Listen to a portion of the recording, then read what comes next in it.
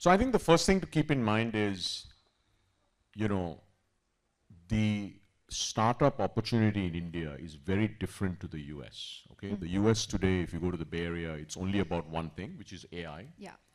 India is about AI squared. It's about all about India and AI. Now, why do I say that? Because, you know, India today is being built, okay? And as India gets built, we need more brands, we need more hospitals, we need more retailers, we need more schools, we need more financial institutions, we need more banks, we need more lenders, we need more insurance companies.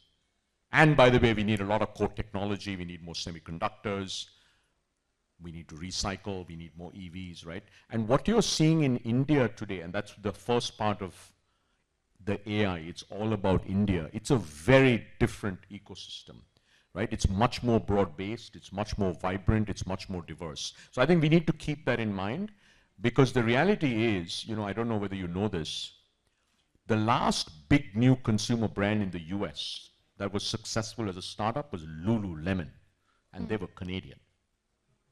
Okay? There was a company called Away. They made these cool bags. It trades at 100 million. Mokobara, which is an Indian company, Yeah. actually is going to be bigger than Away in about a year. Your Okay. portfolio also. No, is but key. my point is, look, I think it's important to keep that in mind, because you shouldn't sort of look at some of these things that investors are investing in here and say, well, that's not cool, because as long as you're building things that are very useful for consumers and they're willing to pay for it and you're meeting a real gap, that's a very useful thing. So that's the first thing to keep in mind. I only said that because, you know, like, we think there should be many more brands, there should be many more retailers, many more hospitals, many more financial services companies, right? Now let's get to AI, which is what this is about. So first of all, we just within Peak 15 have over 25 AI investments that we've made over the last year, year and a half, okay? And as you know, there's a lot of capital in India. Yeah. There's over $10 billion of just venture capital dry powder. Dry powder is capital that is raised that hasn't been That's invested. not And if you look at uninvested. venture and PE, private equity, it's over $20 billion. India doesn't have a paucity of capital, right? And today what is happening is that capital is being invested in the best founders who are building the most interesting companies. So in AI, what you're seeing is we're beginning to see a very, very interesting wave of AI application companies, right? So these are companies that are leveraging AI to build useful applications. You know, Ramanan just talked about it, right? Those are consumer applications, they're prosumer applications. InVideo is a prosumer company. There are vertical applications in healthcare, in retail, in financial services, in agriculture. And there are also what I call enterprise AI applications for customer support and so on and so forth. So that wave has started. And if there's one thing that our entrepreneurs are very good at, is applications. We are extraordinary at applying technology to solve real problems. So that is happening. The next layer then is what I call AI tooling and data infrastructure. You know, recently we had one of our companies called Atlan. They're in the data governance space. You know, they're just booming. It's driven by the AI wave. They just closed a $100 million round, right? And there's beginning to see a bunch of companies, you know, whether it's, you know, for instance, we have a company called Infosys, right? So they're a serverless GPU platform, right? How do you make costs lower? How do you train models faster? So that layer is beginning to happen.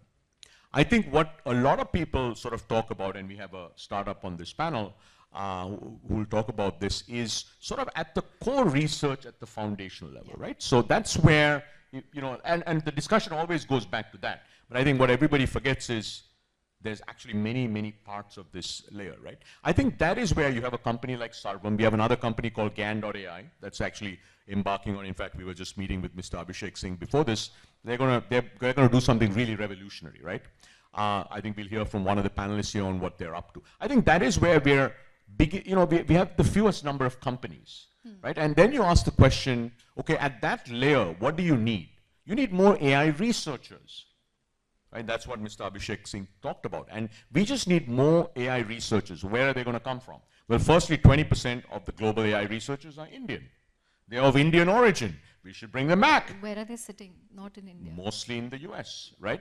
But we should bring them back. By the way, China did that very successfully over the last 15 years, right? We should bring them back. But secondly, by the way, we have the largest number of STEM graduates. So actually, we have the raw talent, right? We just need to make sure we invest in them. over a period of time. And what I can say is, you know, we always tend to get a bit very fussed. Something new happens, and we're like, India is behind. Let's keep in mind, India is never first, India is never second, India is never third. But generally, Chandra, we are the best. Okay? Round of applause for that. No, That no, is a but I golden want to quote. give you real examples because it's easy to say this and then say, okay, like, whoa, really? Let's take digital payments. I don't know how many of you know this. 2015, top 100 companies in the world, India is not on the list. Today, 48% of real-time digital payments happen in India. It took 6 years, okay? It took 6 years. Let's take, I don't know how many of you have been in the US or gone to Europe recently. The mobile phone networks don't work anymore, okay? We were not the first, we were not the second, we were not the third, we were not the fourth, we were not the 15th to get 3G networks. Today, the most advanced mobile telecom network in the world, better than China, certainly significantly better than the US, is in India. So I think when you look at that third layer of AI, what we should keep in mind is we don't have to be the first, and we're not the first. We're not the second, we're not the third. But that doesn't matter. The question is, when the dust settles, and the dust's not going to settle for a decade, at least, this is a 10, 20, 30-year game, okay?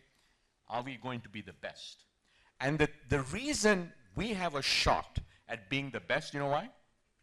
Because we have the talent. And by the way, it doesn't matter where they are, because that talent actually came from here. The next set of talent, the deep researchers in AI, actually, they're kind of going to come from here. And what we have to do is we just have to keep them here. So what I would say is, a long answer to your question, in AI, there's a lot happening. We certainly have lots of interesting things that are happening. If there's one ask that we have, Chandra, so we have about 16,000 crores of dry powder. Just our firm, one firm. So there's no cost shortage of capital, okay?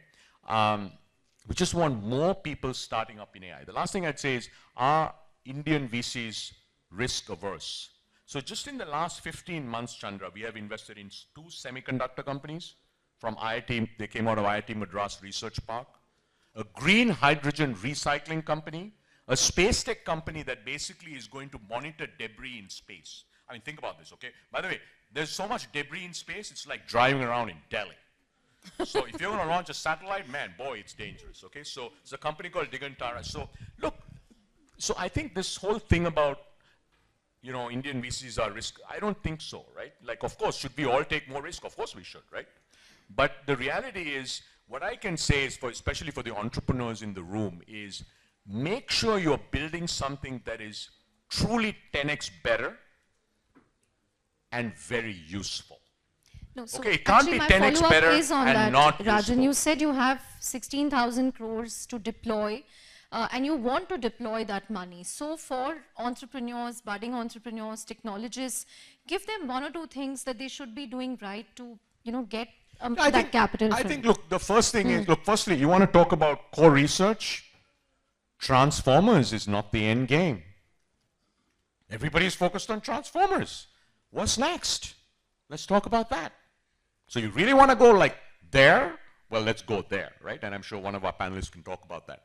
But like, let's take a simple idea, okay? You know, Mr. Abhishek Singh talked about this. We have more data than any other country in the world on everything. Why? Because we have 1.4 billion people. You want to take healthcare, you want to take cardiovascular disease, you want to take diabetes, you want to take tuberculosis. Pick your favorite disease. We have the most number of patients in every single one of them. And by the way, this is important in AI because that is data. Okay? Now, that data cannot be useful for AI, right? You have to actually annotate the data. There's a company called Scale.ai. Last round valuation, $14 billion, over $1 billion of revenue. And here's the interesting thing, Chandra. They have over 1 million people that are annotating data all around the world. I think a decade from now, the largest company in the world that is going to help large AI companies train their models should be, yeah. Why? Because 2 out of the 5 largest IT services companies are Indian and 5 out of the 10 are Indian. And boy, don't we have more people that can annotate just about anything? We have more doctors, we have more scientists. I mean, you pick your favorite. By the way, we have more agronomists. I mean, you can like, in every single profession today, outside of China, we have more people. And in most professions, we have more people than China. So you know, like, look, there are so many ideas. And the one thing I would say is just build something that is truly useful. And it has to be 10x better. I think the power of AI is AI allows you to solve a problem not just 10% better, 10x better. So what do we look for when we talk to entrepreneurs? Look, every single day I meet 5 new companies. I have a simple rule. Every day I have to meet 5 new companies. 30 minutes each, okay? What am I looking for? I'm looking for 3 things. One, I'm looking for founders who are very strong. They know what they're doing, right? If you're building a core AI sort of research-focused company, boy, you better have a PhD in AI, okay? You know, you have an MBA from Stanford, ain't gonna cut it. Because, you know, really, you don't learn that at MBA school. But the second thing I'm looking for is, are you solving a real problem? And third, do you have a way to build a 10x better solution to solve that problem? So look, I think we're just getting started, Chandra, and you and I have spoken about this before. This is a long game. And remember, we're never the first, we're never the second, we're never the third. Sometimes we're not even the 10th. But actually it doesn't matter, by the way, whether you start fast. You just want to win. And that we know how to do.